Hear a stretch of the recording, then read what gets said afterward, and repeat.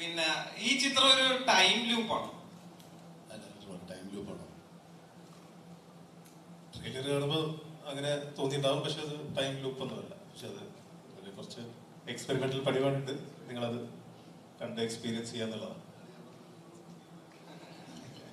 ഇപ്പം ഈ ചിത്രത്തിന്റെ അനൗൺസ്മെന്റിലും കാര്യങ്ങളും കണ്ടു. പിന്നീട് ബ്ലാക്ക് ആൻഡ് വൈറ്റ് ആണെന്ന് പറഞ്ഞപ്പോൾ മമ്മൂട്ടിയെ ബ്ലാക്ക് ആൻഡ് വൈറ്റിൽ കാണുന്ന എക്സൈറ്റ്മെന്റും പ്രേക്ഷകർക്കും ഉണ്ട്.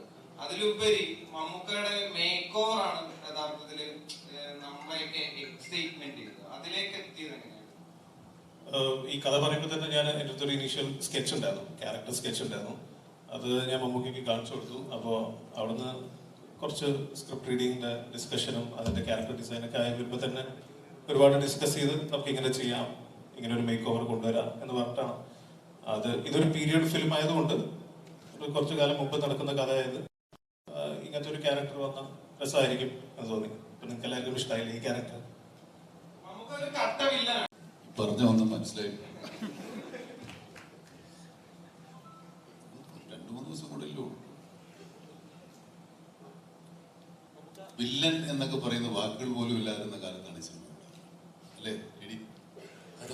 അങ്ങനെ ഷേക്സ്പിയർ നാടകങ്ങളൊക്കെ ഉണ്ടാവും, പക്ഷെ അങ്ങനെയല്ല. എന്നാൽ നമ്മൾ സാധാരണ കാണുന്ന ദുഷ്ടകഥാപാത്രങ്ങളെ വില്ലൻ എന്ന് വിളിക്കുന്ന കാലം ഉണ്ടായിരുന്നു എനിക്കറിഞ്ഞൂടാ. ഞാൻ അടുത്ത കാലത്ത് ജനിച്ചോട്ടാണ് അത്ര പരിപാടി.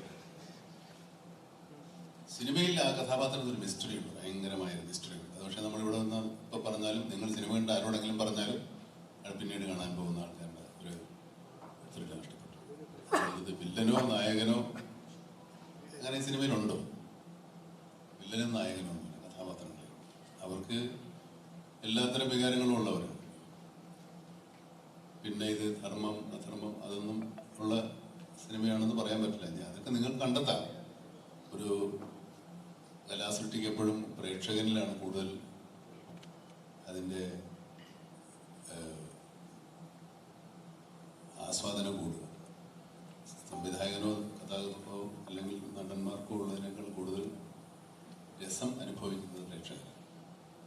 അതൊട്ടും കളയാതെ ചോരാതെ പോവുക എന്നുള്ളതാണ്, നോക്കുക എന്നുള്ളതാണ് സംവിധായകൻ്റെ. അത് നമ്മൾ പരമാവധി ശ്രമിച്ചിട്ടുണ്ട്. പിന്നെ സിനിമ രസിക്കുക എന്നുള്ളത് പ്രേക്ഷകരുടെ കടമയാണ്, അവരുടെ തീരുമാനം.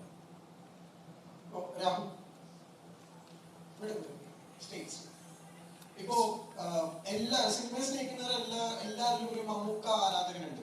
അപ്പോ മമ്മൂക്കയുടെ ഇങ്ങനെ ഡേറ്റ് ഇട്ടാൽ സിനിമ ചെയ്യുന്ന അവസരം കിട്ടാന്ന് പറയുമ്പോൾ അദ്ദേഹത്തിനെ കൊണ്ട് പുതുതായിട്ട് എന്ത് ചെയ്യിക്കാം എന്നുള്ള ഒരു തോട്ട് അവിടെ എപ്പോഴും റെലവെന്റ് ആണ്. ഇപ്പോ അൻവർഷിതൊക്കെ ഏകദേശം 9 മാസം ആലോചിച്ചിട്ടാണ് ഊമയായിട്ട് മമ്മൂക്ക ഇതൊരു വേഷം കിട്ടില്ല, അങ്ങനെ അണ്ണൻ തമ്പിക്ക് ഉണ്ടാകുന്നത്. അപ്പോ ഈ പറഞ്ഞ പോലെ പുതുമ തേടി പോകുന്ന ഒരു നടനിലേക്ക് സിനിമ എത്തിക്കുമ്പോൾ ഒരു മെയിൻ റിസ്ക് ഫാക്ടർ ആണ്. ഇപ്പത്തെ ഒരു ടൈം വെച്ച് നോക്കുമ്പോൾ ഓഡിയൻസ് നമ്മളെല്ലാവരും അത്രമാത്രം ഡിസ്ട്രാക്റ്റഡ് ആണ്. അപ്പോൾ ഒരു കോൺസെപ്റ്റ് എഴുതുമ്പോൾ അത് എത്ര നേരം അവരെ ഹുക്ക് ചെയ്ത് ഇരുത്താൻ പറ്റും എന്നുള്ളൊരു ഇന്റൻഷനിലാണ് നമ്മളൊരു കഥ എഴുതുന്നത്. അപ്പോൾ എൻ്റെ എല്ലാ ഫിലിം മേക്കേഴ്സിനെ പോലെയും ഒരുപാട് പേര് സ്വപ്നം കാണുന്നത് പോലെ എൻ്റെ വലിയൊരു ആഗ്രഹമായിരുന്നു മമ്മൂക്കയെ വെച്ചൊരു പടം ചെയ്യാന്നുള്ളത്. അപ്പൊ അത് എൻ്റെ ആദ്യത്തെ പടം 2012 റിലീസായത്. ഒരു 10 കൊല്ലത്തിന് ശേഷമാണ് ഭൂതകാലം വന്നത്. അപ്പോഴൊക്കെ മമ്മൂക്കയെ വെച്ച് ഒരു പടം ചെയ്യണമെന്ന് ആഗ്രഹം ഉണ്ടായിരുന്നു. ബട്ട് ബിഫോർ ദാറ്റ് ഒരു concept it has to be worthy of his time to portray that character എന്നെല്ലാം.